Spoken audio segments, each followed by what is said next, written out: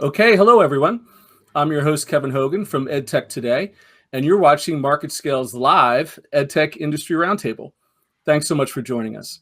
Every roundtable will bring on a varied panel of experts and thought leaders to give their hottest, coldest, and most insightful takes on a select topic. This time, we're exploring the future of assessment for both K-12 and higher education. Even before this past year of financial, technological, and societal shakeups, traditional testing techniques were taking a hit, from the varsity blue college cheating scandal to the annual debate over teachers having to teach to state standardized tests. With this roundtable, we hope to ask and answer what lies ahead for how schools assess students and what ways it can be transformed and improved once the COVID madness has subsided. So, no problem. We'll be able to get this figured out in under an hour, I'm sure, with our guests here. But just to set the table a little bit, when we talk about the SAT and the ACT and about the varsity blues scandal, COVID really just made things all that worse. According to a recent article in Inside Higher Ed, only 44% of those who applied to college through the Common Application through February 15th of this year submitted SAT or ACT scores. That represents a substantial decline from last year, which had 77%. Most colleges that went test optional before the pandemic have said that between a quarter and a third of their applicants didn't submit scores anyway. So if the numbers hold, they will represent a major change in the way that students apply to college and the way the colleges evaluate applicants, at least temporarily. And then also when we look at the state level testing, it's just recently that the Biden administration confirmed that states must resume their annual standardized testing, but they've also kept in a few loopholes there because, understandably, things are still in a bit of a mess. Depending on what state you're talking to or even what district you're talking to, a lot of places have yet to even get connected with their students, let alone be able to put together some sort of substantial testing strategy. And then even then, I think part of our conversation will be here, like what sort of decent data would you be gleaning from those tests anyway?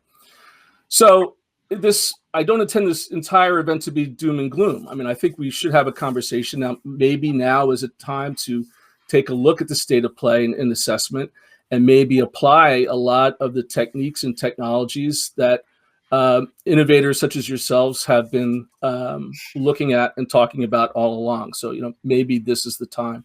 So with that, I'd like to introduce very briefly our guests. If I went through the bios of each of you, that would take up about 40 minutes of the event because of all the work that you've done, both on the education side, but also on the industry side.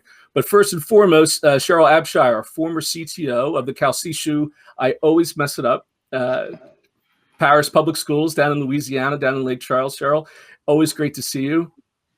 We also have Joe Morrison, who is the founder of Concourse, who I know when we get into this conversation has some really interesting, provocative technologies that I think will add to the conversation.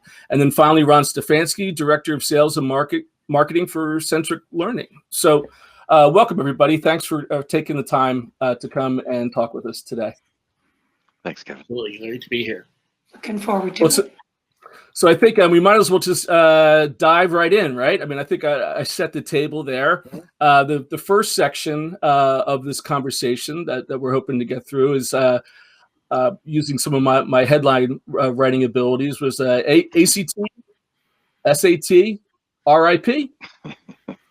So when we, with more and more higher ed institutions becoming test optional, the importance of standardized testing for college admissions is under scrutiny. So there really doesn't seem to be too many fans left of this current sort of setup. And I suspect after our previous conversations, none of you folks are necessarily still on the bandwagon for the good old bubble test. But let's start by asking, is there still some sort of redeeming value from the way that we test kids now? And Cheryl, as the educator here in the crowd, I'll ask you to get us rolling.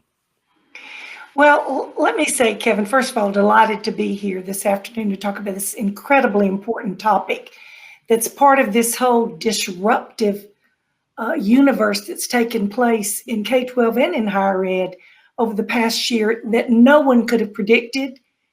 There wasn't a crystal ball available to do that. But I think, as all of us know, assessment, the purpose of assessment has always been to drive instruction. Assessment drives instruction. Without that caveat, then why are we assessing?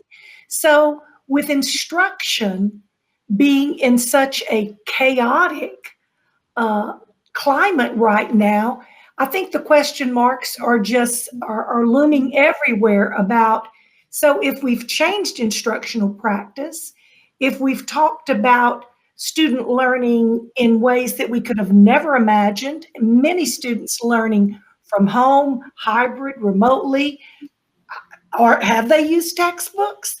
Have they talked to these standards? Have newest standards emerged that are important? Then the whole conversation circles back to, okay, how do we assess? Why do we assess? What are we assessing?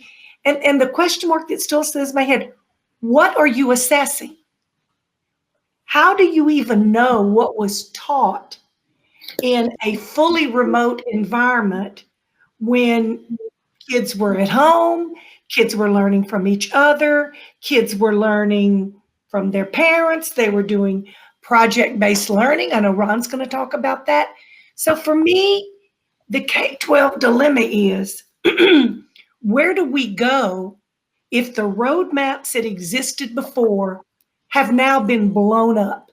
And not only do we not have a road, we don't even have a gravel path in some ways. So those are the things I think we're going to have to toil with. Yeah. So Ron, Cheryl, I don't think she tossed you under the bus, but she passed it off to you. Any particular thoughts on that? Yeah, I think that the only thing that I would add to what Cheryl is saying is that I don't think COVID necessarily brought on educational disruption. I think it revealed it. And so I think what it exposed is the dark underbelly of how we were or were not serving students in the classroom, whether or not it's a traditional classroom or an online classroom. And so I think that what COVID did in exposing that or revealing it to us was to bring a lot of stakeholders into an open dialogue now. You know, you couldn't open a newspaper over the last 6 months without reading an article about learning loss. You couldn't open the paper without reading about how online learning has failed. And I don't think it's that it's failed. I think what we see is a movement toward what Cheryl was sort of predicting was an ideal state, and that is if evaluation drives instruction, where we need to be is creating more authentic instructional models for students. That's the end game. And she mentioned project-based learning, and we'll talk about that because I think it's a sound evidence-based instructional model. And I think that it leads us to a path where we can start to see more authentic assessment for students, both preparing for higher ed, but beyond that. Last point I'd make is, you know, on average, students in pre-K through 12th grade are taking on average 112 standardized tests. That translates to 9 a year or roughly 1 a month. And I just ask any adult, you know, how would you feel about your performance if you were evaluated at the end of each month on how you were as a parent, how you were as a spouse, how you were, you know, that's a lot of assessment. That doesn't necessarily give us the kind of picture of performance that we're looking for. Yeah. Kevin, if I can jump in, and Joe, I don't want to jump ahead of you, but you use the term authentic assessment, Ron, and I think that's a valid conversation for today. But here's the big question again. How many teachers were trained in their pre-service work to even know what authentic assessment is? So I think we've got a real dilemma, is that we want all these things to happen, but we've got probably a pretty traditionally trained teacher workforce that may not have that skill. So we've got some work to do to prepare for the kinds of things that we think are valid, reliable, and that are relevant to student learning today.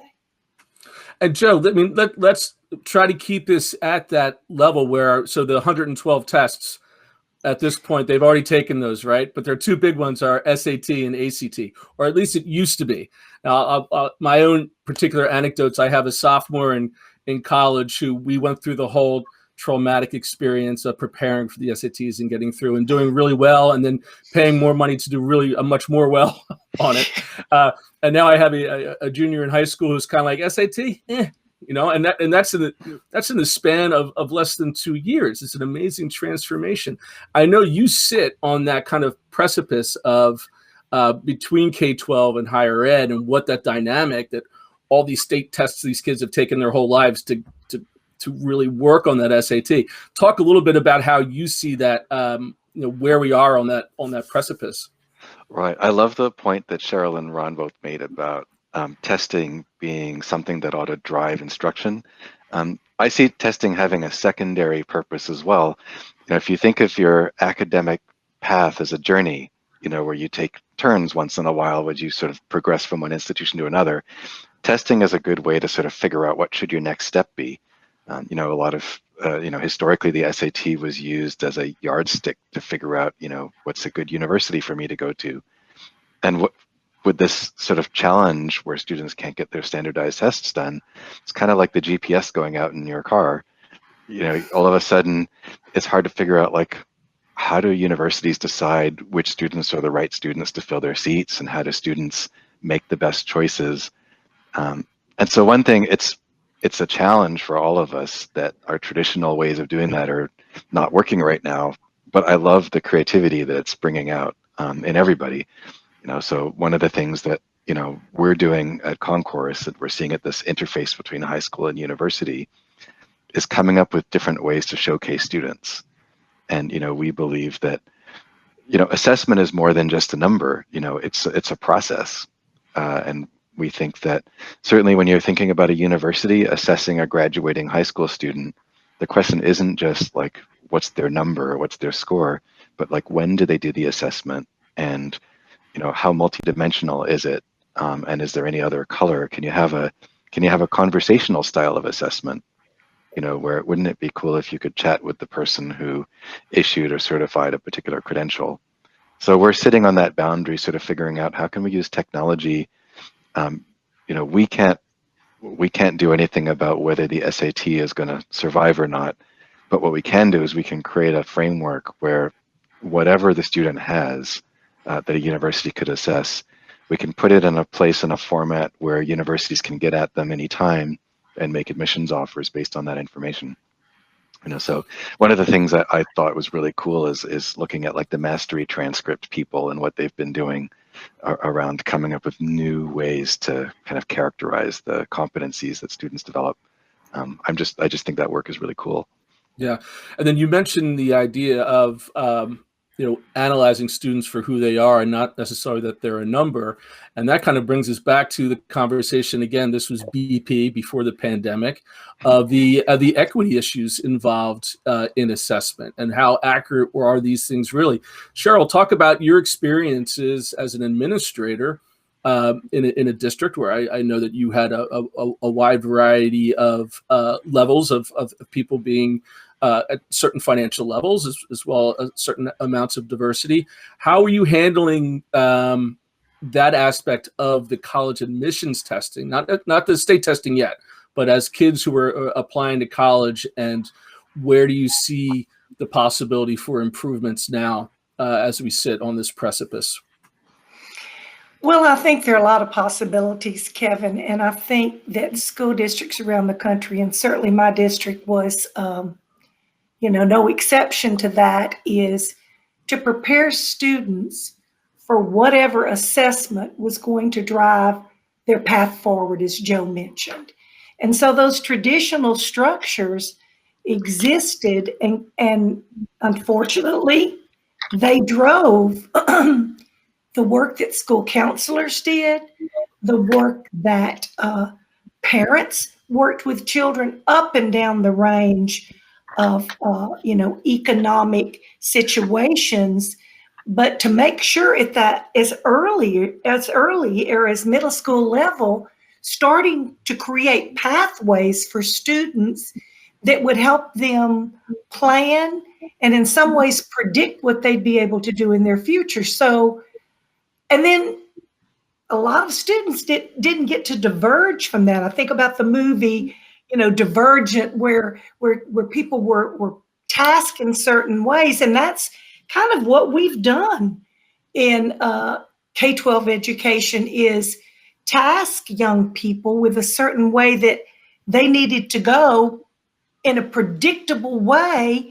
And it was tough to break out of that if you didn't take all those college prep courses. And so I think our dilemma, Kevin, is, again, I did a lot of Baldrige work when I was in the district, and I always look at root cause analysis. So what is the root cause, and what can we do in school districts with students, and significant work with school counselors and principals from middle school up to help students be more well prepared to do what Ron and Joe have talked about, is to present an accurate view of their abilities based on their skills, their interest, and things that we haven't tested before.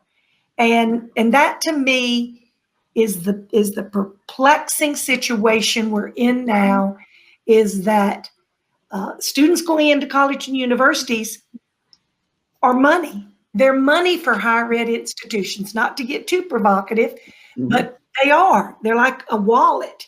And so how do you get money out of that wallet and put it in my university or college wallet? Before, it was luring them with academic scholarships, and we're, a state level university that you'd be proud to go to, and making offers. But if we're flipping that on its head, gentlemen, how do we do that in a way that students can make the very best decisions, and parents can drive them, and certainly parents that maybe their student moving forward is first generation going into post-secondary?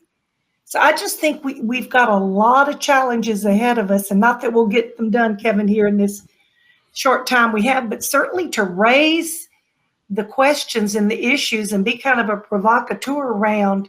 We need to rethink this. The time is past when we should be rethinking this. Yeah, and one thing, Ron, I think that Cheryl's talking about is an idea of how do we standardize it, right? I mean, there's 15,000 school districts in the United States of America, each with a different dynamic and each with a different way in which they're doing things. Now, they all have to ultimately report their testing, but again, like trying to get the kids into college, how do you find a standard metric across that way, or can you? I guess is the question. I think we're all fans of data here, right? I think that's an aspirational question. I think when you look at assessment, I think there's a movement toward competency-based assessment, and I think it's because it's a more authentic representation of that well-prepared student. What Cheryl said is wonderfully provocative in this way too, if we're flipping higher ed and education on its side, and that is, we're talking a lot about the students being evaluated, but what the consequence of the problems that we've created are now such that for the first time we are massively evaluating the institutions now. And in particular, I cite the massive review and introspection that we have going on for higher ed.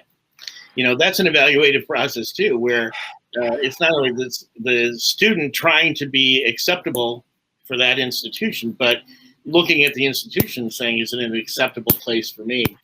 So I think along that continuum, one of the things that will drive it is in the K-12 system is a move away from seat time once and for all, and a movement toward competency-based assessment, where we say these are the skills or competencies that we expect you to have to be able to take on another body of work or another level of rigor in your instruction, whether or not it's liberal arts or whether or not it's in a technical field. And I think the assessment has to follow that. As we first started working with a project-based learning curriculum in classrooms, what we found is that even for those teachers that get it very enthusiastic, they begin to see the real results that come from that. They get excited about that.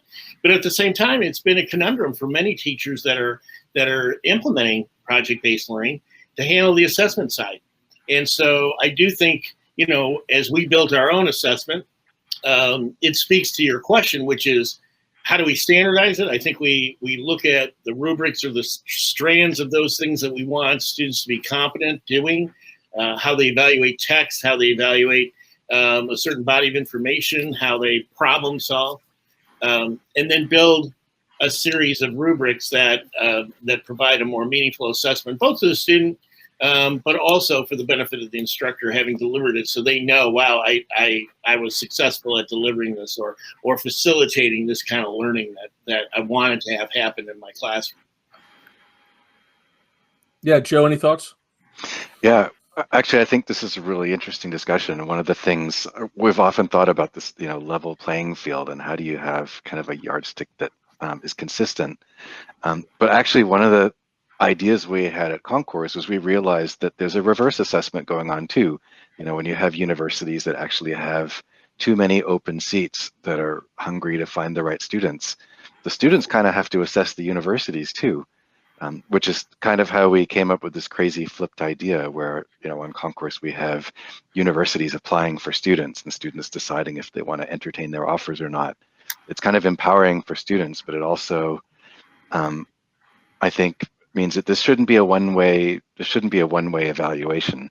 It's not just universities sort of standing, like this and saying, let me go through all the students and see which ones are good enough. I think there's a duty of care on the university side to convince the student, like, why are we good enough for you? And to have kind of a reverse assessment as well. So that's Joe, I think you're right. And I think we also have to put that microscope on the K-12 system as well. When I'm sitting here in my apartment in downtown Detroit, and I look at the Detroit school system, and the real assessment is, how are students doing? Well, as up to a few years ago, if you were 14, 17 years of age, you were male and African American, you had a 1 in 4 shot, a 24% graduation rate. That's an assessment. I'm assessing that you're not effectively addressing the learning needs of a large body of males, and in this case, males of color. Now, I went on to further explore this later on when I had an opportunity to review what was going on in one of our adjudicated youth facilities. And you want to know what the graduation rate was in our adjudicated youth system? 92%. Now, if you marry those two assessments together, what it's telling you is that you have a statistically higher likelihood of completing high school if you are a Class A felon. And that's wrong on so many levels. You can be Republican, Democrat, independent, gay, straight, or trans, and that's just offensive to anyone of any color. And I think that's where that's why we need to take a step back and look differently at how we're preparing students. Because I love, as Cheryl described it, assessment drives instruction, and obviously our instruction's failing if we can assess the institution and find it woefully lacking in a basic delivery system that works for kids. And I think if COVID did anything, it's to underscore the importance of all of us saying it out loud, and that is, we built an education system that was successful through the industrial age, that was one size fits all, that brought education to the masses, and that no longer fulfills the destiny that it was intended for. We now need a different educational system in an information age, in a globally connected 5G workplace. We need a different form of education. And I think that's what COVID did, is it didn't bring it on, but it exposed that every one of us has to take that very, very seriously at this point. We can't look back now and say, oh, we're going to return to normal. We're going to go back to the same way we were instructing students, because we already know, and we've already talked about it. We've already had parents displaying their angst about it en masse. It's not working, and we need to find a better way forward. Well, Cheryl, you're itching to say something. I'm itching to say something. Ron, I agree with you totally, but back to the dilemma of the people responsible for doing this instructional assessment. Let's just call it like it is. It's classroom teachers. And there has not been enough disruption in colleges of education where teacher prep's going on to be able to bring a workforce of educators into classrooms that understand this. Because quite frankly, many of us teach as we were taught.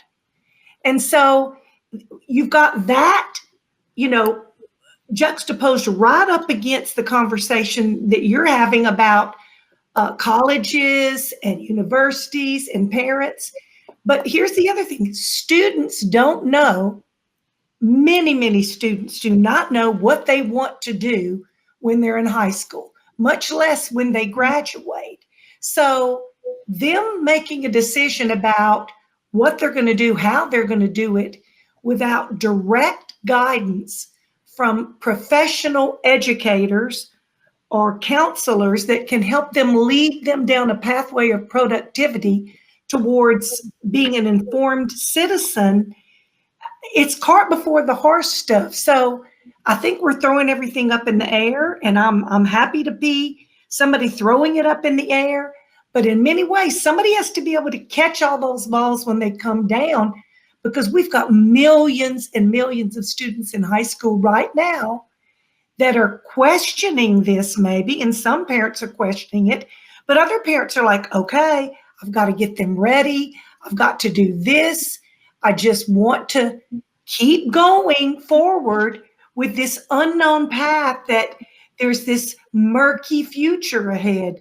So we've got to help these people, these young people and their parents, be prepared for, I think, what we're talking about, the twilight zone, the great unknown. And I think it's a significant challenge, guys, a significant challenge. You're absolutely right about that, Cheryl. I think the challenges with teachers, and I think one of the things that we'll see in terms of disruption is that COVID did cause a lot of teachers. We've been talking about a teacher shortage for a while, but COVID is absolutely and demonstrably bringing that about. I think there are a lot of teachers who've been in the classroom for a long time and have used COVID as an opportunity to take a step back and say, okay, I was going to do this for a few more years, but I don't want to do it under these kinds of conditions. I think it's time for me to go. And I think your point, where I think you're heading with this, is we need to make sure that the next generation that's going to follow into those classrooms immediately has been prepared, whether or not it's at the School of Ed or through a series of enriched professional development opportunities, to make sure that they can teach in a different way. The sage on the stage is a model that doesn't work. It's more of a guide on a side now. And students and now parents are going to be demanding that kind of learning experience with their students. Because think about it, you have all these parents, and my wife and I were saying this, our two boys are grown and launched and in professional careers. And all we kept saying at the outset of COVID was, wow, I'm so, as tough as this is, I'm so glad I don't have the boys in school right now. For any parent who's listening to us, God bless you. I know how hard it is, because so many of my friends have school-age children at home. And so you're watching them and you're trying to get to a conference call or your next Zoom meeting. And underfoot is a student who is just completely beside themselves, either because they've been asked to be on a Zoom call for 5 hours straight with a few intermissions. But the instruction, it goes back to the instruction and back to the teachers delivering it. To your point, Cheryl, is we have to help teachers so that it doesn't matter if they're on screen or in front of a classroom, what they're delivering has to be more authentic and more relevant to students.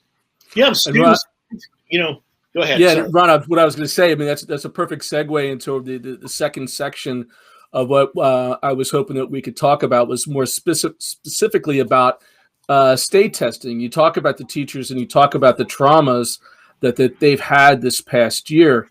In my conversations with the podcast series, the one thing that many educators were really happy about last spring, if there was anything that they were happy about, was that there wasn't any state testing.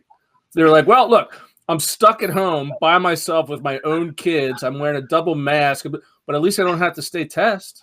Now, that is an indication that there's something that needs to be improved in the way that we assess our kids starting in kindergarten and go up to senior year in high school. And you said it yourself 112 times.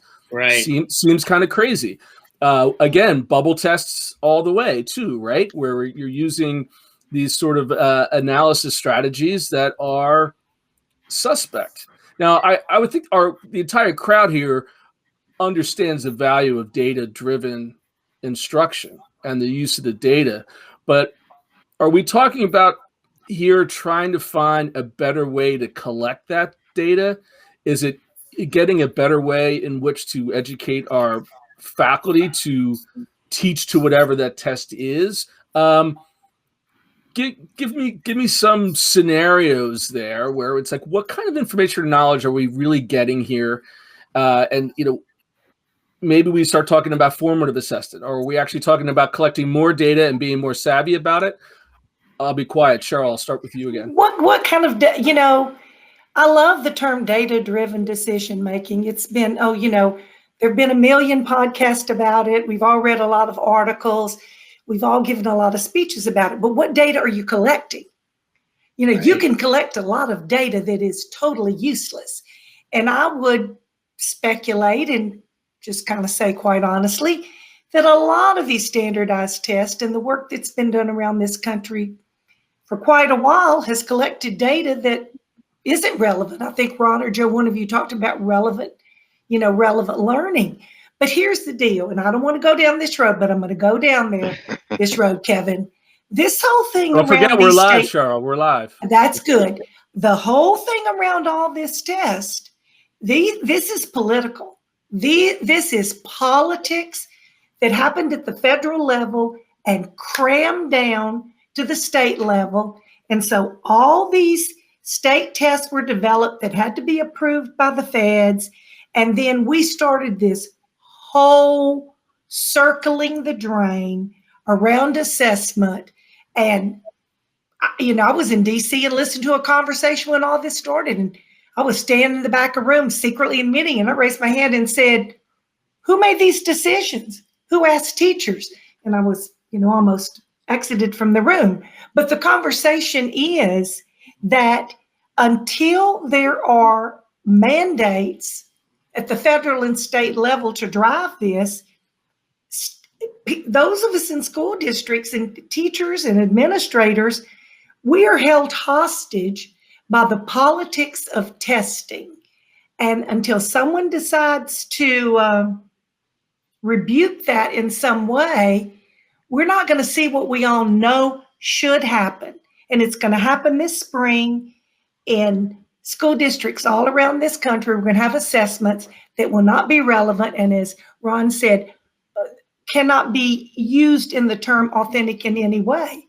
But politics drives it. Politics. I'm going to run down that pathway right there with you, Cheryl. I think when you look at the assessments, the great irony that I see sitting back, looking at what happened in schools this past year during the first wave of COVID, is we have a great big elephant in the room here, and that is that a terrific number of students who were graduating last year were not assessed for their final work. They were moved to a classroom online. It may have worked, it may not have worked, we don't know. But assessment went completely away at a time when the student most needed to, when people most needed to know the most basic information. As you leave the building, have we prepared you for your next step in the journey? And we didn't have an answer for that. So if that's not underscoring your point about the failure of assessment and the politics of it, I don't think there is anything that could do justice to it, because I think you're spot on.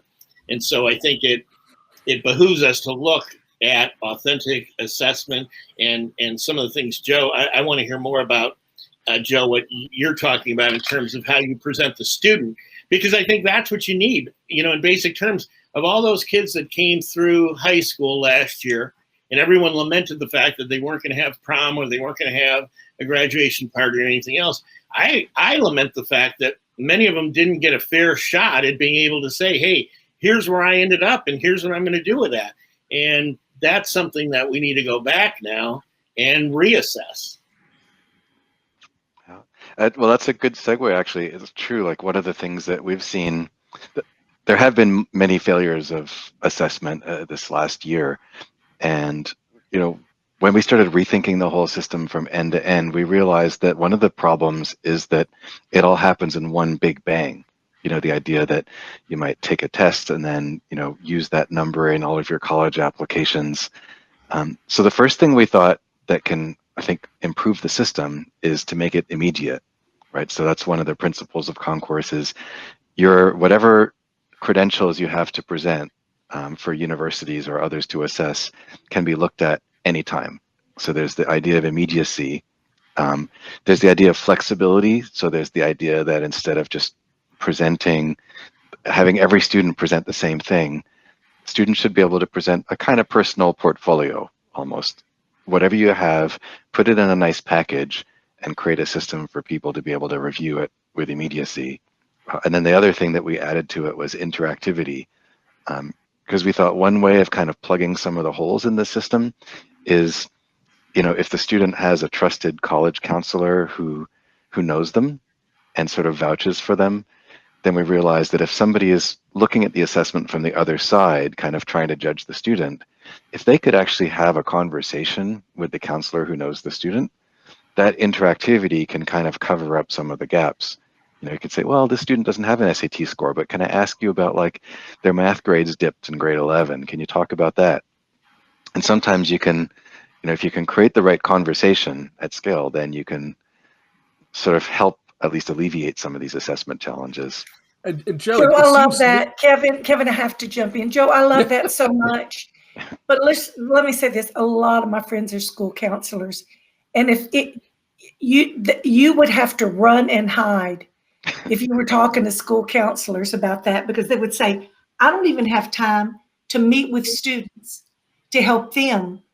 And you want me to talk to people? They want all these letters of recommendation. I just don't know how that incredibly brilliant idea gets, as you said, brought to scale, because we don't have a workforce trained nor have the time to do this stuff. So I'm just happy and scared at the same time about this conversation. We did have a crazy idea to solve that problem too, which is we created a system on Concourse where we made a trade. We basically said, as counselors, you are going to have to vouch for the student and possibly chat with university admission officers about the student.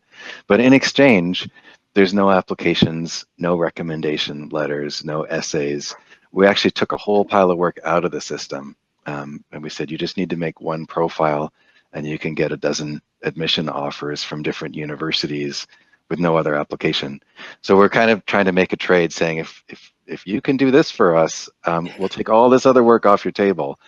Joe, I think there's another practical application of what you're talking about. In my work earlier, when I was part of the Michigan Virtual High School, I worked with intermediate school districts, and on the western part of our state, was working with a group of administrators, school leaders, addressing the issue of migrant workers and their children who were being educated in the schools. And they kept coming back every summer, and they were there for a season and then they went back. And the challenge was parents who may not have a complete command of English had to figure out, where did their student finish in terms of their math? Did they get to pre-calculus? Did they get to algebra 2? And there was this massive disconnect. So students invariably were taking the same math class 3 and 4 times because they didn't know any. The student didn't step up and say anything, but the counselors and the parents couldn't necessarily help. So the idea of a personal portfolio that follows you and is your own independent passport, if you will, showcasing each milestone along the way, I think that has a lot of carrying value, because there's a certain amount of mobility in the school system for a lot of students that's impacted by the inability to assess them properly. And that So may be those, right. So those are two phrases: digital portfolio and formative assessment are two phrases that have been in the EdTech space for a while. Even back when I got back into it, Charles, when you were talking about I think NCLB, right? Was that what you were getting all angry about back in the day? I was passionate, Kevin, passionate. Passionate, right? But so between that time and this time, the technologies have become more sophisticated and, dare I say, elegant, to where maybe you can standardize some of these things. Again, I'll go back to my own beta testers here with the Common Application. They plugged in their SAT numbers, but then they also plugged in their YouTube channel, Earl, right?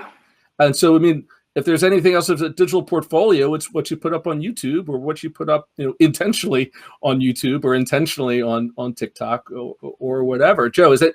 And then also, Ron, to your point too, it's like, instead of once a year making this assessment, and maybe somebody's having a bad day, or maybe somebody was they're late, and it's like, that's not necessarily an accurate way to do it. But if you're taking little bites all along the way during an academic year, and again, you have an IT infrastructure, and this is up to the industry, who I hope is listening here, to create a standardized template. It's a better way to collect the data. Does that sound accurate? I think that's way accurate. I think when we look at our assessment system, that's in effect what it really does is it creates a student body of work, and a student can go in there and see, I'm this far along with each of these classes. Our system also elegantly allows students to go back and to revise their work. So they start out rubrics 1, 2, and 3, and they may have a 1 in a particular subject area. Well, they can go back and actually redo their revise their project or revise their work to get that score to move. And I think that's a more accurate depiction for someone at the college level looking at the student and saying, okay, I see an example here of perseverance. I see resilience here. I see a student coming and going back and forth.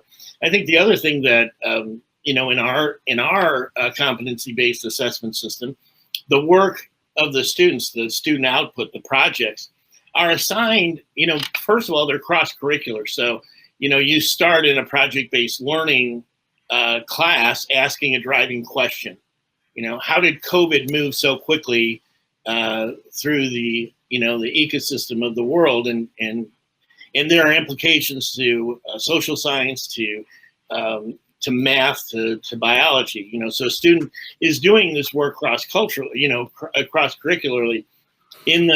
When it comes to the assessment, then their projects can be assigned to a group of evaluators. So you will have this project, and it'll be preordained that there's a part of it that is going to fulfill some requirements for your STEM side or your science, and the science teacher is going to assess that piece, and the writing is going to be assessed by the English teacher. The English teacher is not going to be expected to evaluate how rigorous the student's thinking was on the science itself, and through that series of evaluations or assessments with the teachers, it allows for collaborative teaching, but it also gives the student a much more rich fabric of feedback from which to work and which to improve. Let me jump in real quick, because I'm going to pitch to Joe kind of here.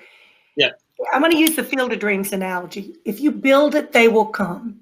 Yes. So if something is built and students know about it, they will drive through that like a Big Mac truck and prepare this. But on the flip side, as Joe has mentioned, if there's some place, if the universities and colleges have said, okay, we'll use this, we'll accept this, or we'll allow you in with this, that's the whole dilemma here. Somebody has to say we want it, and then somebody has to show them how to do it. And these young people today are unbelievably talented, and they will do it. It's true. I think there's two sides to this, right? And that's the hard thing when you're trying to build a platform or any kind of system, when you have two constituencies and you have to get them to sort of cooperate at the same time. You have to explain to counselors and students about this, and universities at the same time. One of the things we got inspired by, and I think this whole field of assessment maybe could learn from, is the way dating sites work. We learned a lot from dating websites, where we we sort of thought, there's a kind of assessment, right? A person that kind of has a profile, and you have one side who sort of says, I'm interested in you, and the other person says, maybe I'm interested back, maybe I'm not. But we've actually adapted some of those ideas in a concourse where the universities express an interest in the students who may or may not be interested back. But then as soon as you have sort of an approximate match, if you can just tee up a conversation and say, look, you guys seem to sort of be interested in each other, just talk for an hour and see what comes out of it. Some really, really cool things happen. So it sort of adds another dimension to the question of like, what does the personal portfolio look like that you might assess? But also like, what's the process, when you have the two parties looking at it? And, so I think there's going to be a lot of work to continue doing there. But, I think we'll keep building and measuring and learning, and hopefully I we'll like arrive to at swipe right, Joe. I like to swipe right. No, I like that idea a lot. I Yes, like I was it. thinking the same thing. Harvard swipe right. Harvard swipe right. Yale swipe right. Well, and I also think was I think about what you're building here, which is really exciting, I have to say. With the exception of the elites, this is exactly what higher education is going to require, because when you take the elites out of the equation, we're left with a huge number of higher ed institutions that are under siege right now. They many of them have spent a lot of money on plant and infrastructure, and those bonds are coming due. And at a time when enrollments are tanking for any number of enrollments were sort of suspect with the testing scandal that went out that you mentioned at the outset, Kevin. And I think now all these great mid-tier schools that we have in post-secondary are going to have, they're going to have to figure this out in a different way, because they're going to have to figure out, is this student a good fit, and what constitutes a good fit? And we're going to change our standards up because we have room for them and we need more students. So I'm curious how that plays into what you're doing then, Joe. Yeah, I totally agree with you. I think there's the majority of schools, maybe not necessarily the Ivy League, but Right. the next tranche, there's amazing schools, amazing destinations that they're having trouble getting their story told to students who they would love to have, and students are having trouble hearing about them. And so we need to come up with better ways for them to meet and connect. Just need to send them, Kevin, this recording, and they'll know exactly what they should do. Yeah, there you go. Well, I was going to say, I mean, and again, since we're going live here, I've thrown the script out, as I'm wont to do, because this conversation has been so great and actually productive, with a lot of really great ideas. And in the time we have left, I want to ask, how do we take these ideas and advocate for them, right? I mean, what we're talking about is a national standardized platform where students can hold their information, hold their progress from their permanent record, right? I mean, this is their online permanent record from their artwork when they're in kindergarten up to their science fair project that was recorded in their senior year, and depending on what institution of higher learning you want to pursue, whether that's a college, or it's a trade program, or it's micro-credentialing by Google, here it is. And I think we have that opportunity now, Cheryl, for you to go back to DC and do some advocating here, right? And combining the industry side with you two gentlemen to have the code, as well as and to actually talk to educators about the way in which they can do it. We have about 5 to 10 minutes left. I'll leave each of you with a couple minutes to think and let us know. A, do you think it's possible? B, what is is a reasonable time frame in which to do this? I'll leave you with those two. And who's going to get the hot seat first? Ron. All right. I think that it's going to be, it should be yesterday in terms of the timeline. I think it's going to take longer than we think or want.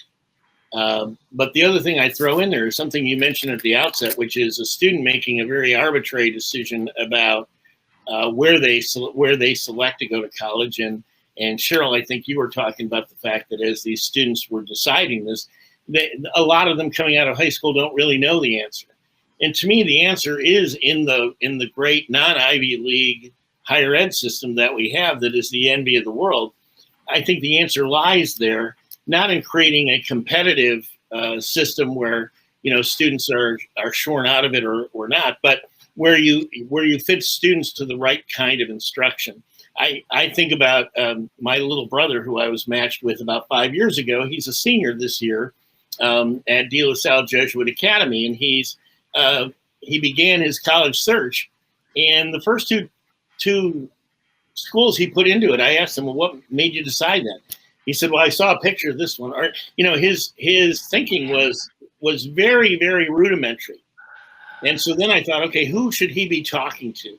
And so I invited my colleague, Dr. Caesar Mickens, who's on my podcast, to speak with Renard about what he wanted to do. And one of Caesar's conclusions was we ought to open him up to the possibility of an HBCU, because he's a first generation college student, and these schools provide a lot of additional support services that he would benefit from as a person of need.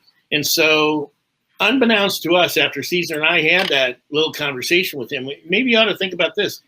A month later, he called us, and he had gone to his counselor at school and filled out an application, and he was accepted to Southern University in Baton Rouge. And I thought, well, there's where the process became authentic. I don't know how it scales. I don't know how we drive that, but we have a student who was evaluated not just on the basis of his grades, but on the basis of his story in a school that welcomed him into it. And I think the right decision ended up being made in a very qualitative way with both quantitative data on test scores and things like that, but more importantly, to Joe's point, the sort of qualitative measures that are really going to be indicators of future success. That's great stuff. And so, I mean, the editor in my head is, Ron, I'm already taking that qualitative versus quantitative, because that's really the nub of what that's it. We need to change this, right? Cheryl, I know you have some thoughts too. Well, here, I think, for all the great conversation we've had today, I think several things have to happen simultaneously. And because, I've been so engaged in this policy work at the K-12 and higher ed level, there has to be an awareness campaign to build knowledge among federal and state policymakers that there's another way other than the way which they progressed. As an educator, a lifelong educator, I often say everybody is an education expert, and the reason they think that is because they went to school once. And so it's the same thing around this conversation of how do we shift the thinking around assessment? Well, everybody got tested, so they know about testing. So there needs to be some significant work done in the policy world to help shift the conversation around, you don't have to take a standardized test. You don't have to have an ACT or an SAT score. And then at the same time, knowledge building among our communities, our parent communities, and among students. And then at the same time, work diligently those where it's alternative paths to certification that are creating teachers or in higher ed institutions and colleges of ed. But if these things happen siloed, independent of each other, then Kevin, in 5 years, you can have this same conversation again, and we'll be talking about the same things. So there has to be a catalyst. And as bad as I think this pandemic is, and as much as I've bemoaned it the past year, it has been a catalyst. And we should not let a good disaster not be taken advantage of, I think. That's a really great line. I think you're spot on there.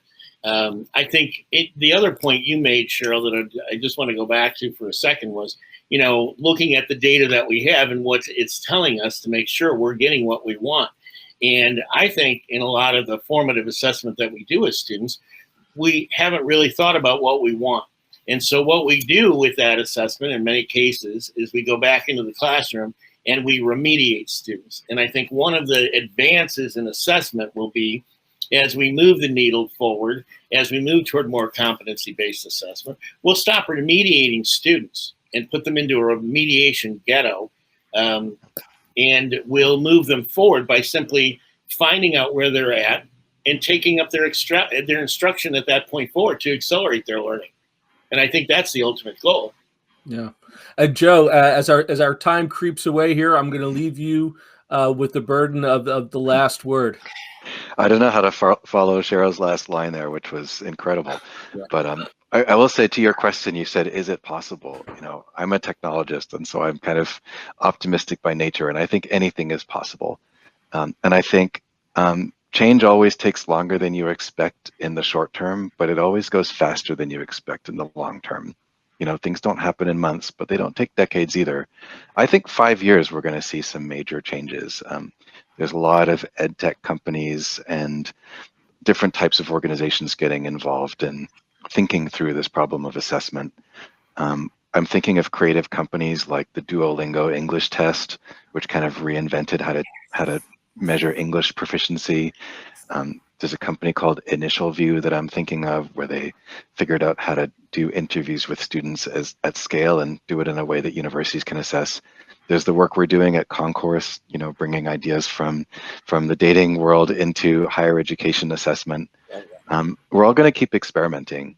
And in the high-tech world, we talk about the build, measure, learn cycle, where you try things, you know, and try and experiment fearlessly, break stuff sometimes, but measure what happened, learn something, and then try again.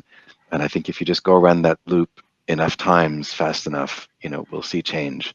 And I agree with Cheryl. I think the pandemic has kind of lit a match under this whole thing, and hopefully it will go somewhere good. Well, this is great. And I really want to thank Cheryl, Ron, and Joe for a really powerful conversation. I do a lot of these during the week and talking about the pandemic. I've been listening to a lot of these, and I'm sure you've been on plenty of panels of a lot of people talking, and you get to the end of the conversation, and there's a lot of people throwing their hands up. I really think we came away with some specific prescriptive solutions that I'm going to jot down and maybe make a little bit of a manifesto and come back to you guys to talk about next steps. And I'll give you the invite for an upcoming EdTech Roundtable to see where we go for those next steps. It's a great idea. That'd be really fun. Yeah. It would be great. Well, Anytime. Great. Well, thanks again. And thanks for everybody out there who's been watching. And I will say, if you have ideas, if you have questions that have come up as you've been watching this, please feel free to reach out to me. It's kevin.hogan@marketscale.com. We'll add you into that manifesto, and maybe we can start some momentum here. But so once again, thanks everybody, and thanks everybody for watching.